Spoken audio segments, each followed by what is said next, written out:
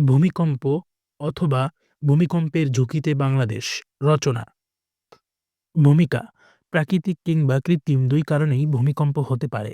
কোনো ধরনের পূর্ব প্রস্তুতির সুযোগ না থাকায় ভূমিকম্প মানুষের জানমালের ব্যাপক ক্ষয়ক্ষতি করে থাকে। এই প্রেক্ষাপটে বাংলাদেশের অবস্থান অত্যন্ত ঝুঁকিপূর্ণ। ভূমিকম্প কী?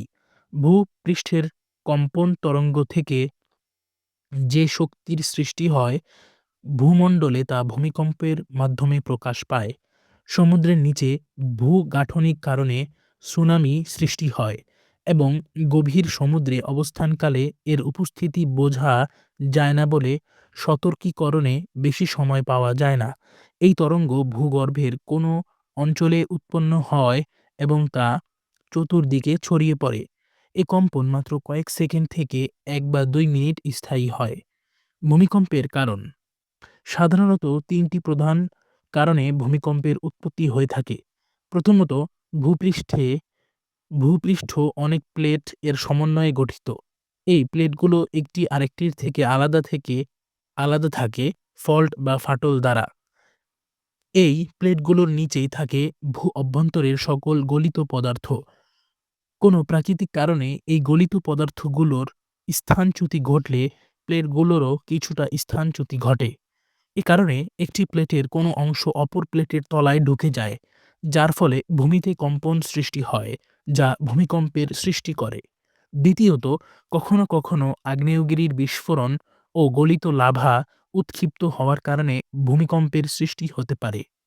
তৃতীয়ত, কখনো কখনো শিলা তার স্থান থেকে সরে যাওয়ার ফলে ভূমিকম্পের সৃষ্টি হয়। ভূমিকম্পে ক্ষতি। ভূমিকম্পের কোনো পূর্বাভাস নেই।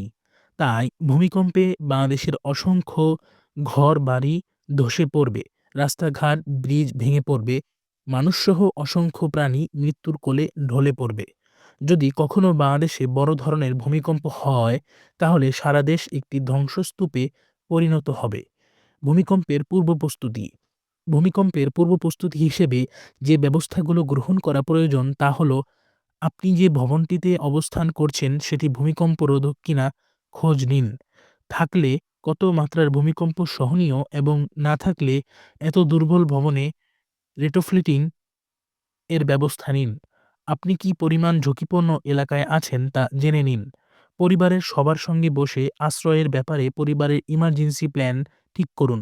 প্রতি বছর পরিবারের সকলের সঙ্গে ভূমিকম্পে করণীয় সম্পর্কে ট্রায়াল দিন। বিছানার পাশে সবসময় টর্চ লাইট, ব্যাটারি ও জুতা রাখুন। ভূমিকম্পের সময় করণীয়। ভূমিকম্পের সময় যা যা করণীয় তা নিচে দেওয়া হলো। ১. ভূমিকম্প শুরু হলে ছোটাছুটি না করে স্থির থাকুন। ২. বাইরে বের হওয়া, ছাদ বা জানালা দিয়ে লাফ দেওয়া থেকে বিরত থাকুন।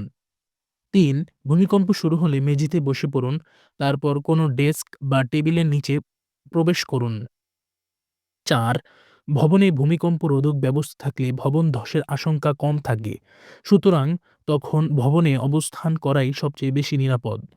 ৫. ভূমিকম্পের সময় এলিভেটর, লিফট ব্যবহার করা সবচেয়ে বেশি ঝুঁকিপূর্ণ, সুতরাং এলিভেটর অথবা লিফট ব্যবহার পরিহার করুন। ৬. ভূমিকম্পের সময় গাড়িতে থাকলে গাড়ি বন্ধ করে ভিতরে বসে থাকুন। গাড়ির বাইরে বের হলে আহত হওয়ার আশঙ্কা বেশি থাকে। ৭.